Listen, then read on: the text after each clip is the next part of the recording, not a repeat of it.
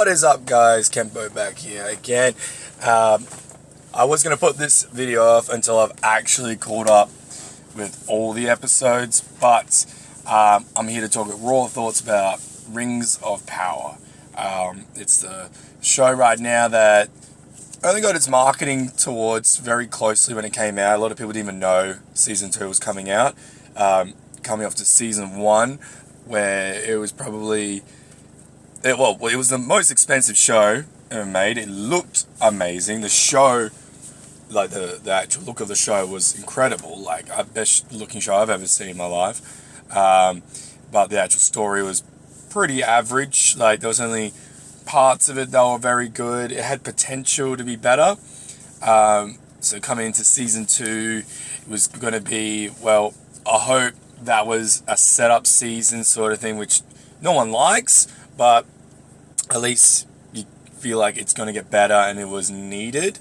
I'm going to say it now, I've only got up to first 3 episodes because of just time constraints and just genuinely not be able to just get a time to watch it all. So I only got to watch the 3rd episode yesterday at the time of this recording.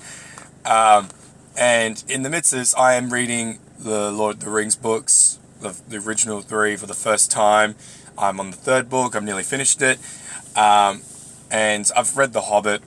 I read The Hobbit back in high school before I watched the movies, which is very good. But I thought, instead of trying to get to the 5th episode, because I have too busy and I don't want to wait too long, I just want to get the video out. And it feels right. It kind of feels like an old new review talking about the Lord of the Rings, which I'll do a separate video for that, the actual books. And I'll mix it, and it's mixed in with the review of what I think about Rings of Power Season 2 so far. What do I think about it? I tell you what, it's better than the first season so far, the first 3 episodes. Knowing that Halbrand is Sauron, which you can call that from a mile away. He was Sauron for the whole time. I think he's the best character so far. He's hands down, every scene he's in, the manipulation, he's playing Celebrimbor like a string, and he's trying to manipulate the dwarves, but Durin can see straight through it. But I think that's the best part of the show. There's more action than there was in the first season, although only in small bits so far that I've seen. It's still quite good. Which I don't mind it. I wish there was a little bit more action, but you know, it is what it is. I'm sure the big battles are coming up, and I've heard they are incredible, so I can't wait for those to come up. But so far so good. The characters themselves, I like the dwarves. The dwarves are always good characters. Sauron's hands down the best character, because you can see how he's slowly turning the wheels of his war machine and trying to get the rings made and trying to spread the power out to all the people so he can dominate the minds. It's very good in that way. Like, and the look of the show looks incredible. It's still like just as good as the first season, if not better. The elves, the elves characters, they're pretty much the same as the first season. Like, they're interesting enough to watch and see where it takes them, but they're not interesting enough to really care about. Like, Galadriel, the lady who plays Galadriel, is a good actress, and so is Elrond. They're good actors and actresses, but there's something about it just feel really bland. Like, I feel like they only have one emotion. It's just depression. They're constantly just like depressed. Like, I get why Galadriel's feeling guilty that she led Sauron the whole time in the first season, and Elrond's like, well, fuck, they're using these rings that they shouldn't be using. I get it, but when a character's displaying only one emotion, and it sometimes can come off really bland, and I do feel the elves are coming off a bit bland right now, besides Celebrimbor, because he's showing other emotions, he's showing jealousy, he's showing frustration, and you can connect more with the character because he's playing to the emotions of the audience. Like, we all feel emotions. So when a character's only feeling one emotion, it's hard to relate to him, because you're kind of like, well, I don't only feel sadness and guilt. Some people do, but yeah, I don't.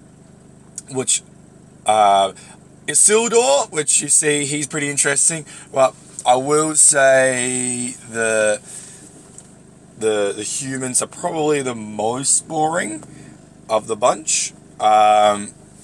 Numenor, like, although the political stuff, it feels like they're trying to get off that Game of Thrones political stuff, and in the third episode, it seemed a little interesting. Like, hey, look, we're going to change it up now. And it got a bit interesting at that point. Well, at least the end of it, where the balance of power changing. So not enough to be like, oh my god moment, but it was a interesting enough to be like, oh, okay, let's see where this goes. So overall, it's well, the way I put it, it's on an uphill. First season was at the bottom of the hill, and it's probably about a third of the hill up. So it's got enough of me interested in the show, and I see it getting better and better, and I hope it does, because I do love Lord of the Rings, and I've loved them. When I was a kid, I loved the original movies, and I was glad I read The Hobbit before I watched the movie, and now as an adult, reading the books of the original Lord of the Rings for the first time, and realizing how different they are from the movies and how more in depth they are, and how, it's rekindled that love a lot. So that's why I do hope the Rings of Power show is really good. And one day I would like to read the Silmarillion, maybe if I get more time. But really, overall, I'm looking good. If you are a casual fan of Lord of the Rings, I feel like it's a hit or miss for you. You might be interested enough to keep watching. I feel like if you're a fan of the movies, if you've grown up watching the movies of Lord of the Rings, I think you will like the show. But if you're a Tolkien hardcore original book fan, I don't know if you'll like it or not, because it for everything I've seen, it is different from the books. So you've got to keep an open mind that it is different, and you've got to be okay with that. Which also could be a good thing. Sometimes it's nice to be surprised, and it different works. And the books are always there.